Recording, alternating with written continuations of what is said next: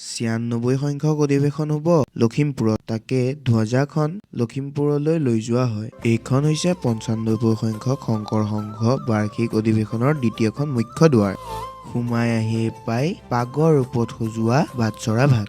এইখন হৈছে নাও আকাৰত সজোৱা পতাকা বেদী। ইফালে হৈ আছে নাটঘৰত ভাওনা।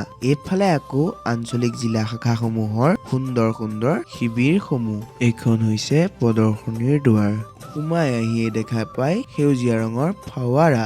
এইফালে ঐতিহ্যমণ্ডিত জামুগুৰিহাটৰ বাৰেচৰা ভাওনাৰ এটি আৰ্হি প্ৰস্তুত কৰা হৈছে। এইফালে মাটিৰে নিৰ্মিত জুবিন গাৰ্গ। এইফালে কন্যকা বহুমুখী পামৰ আৰ্হি আৰু এইফালে তেজপুৰৰ হৰিহৰৰ যুদ্ধৰ আৰ্হি।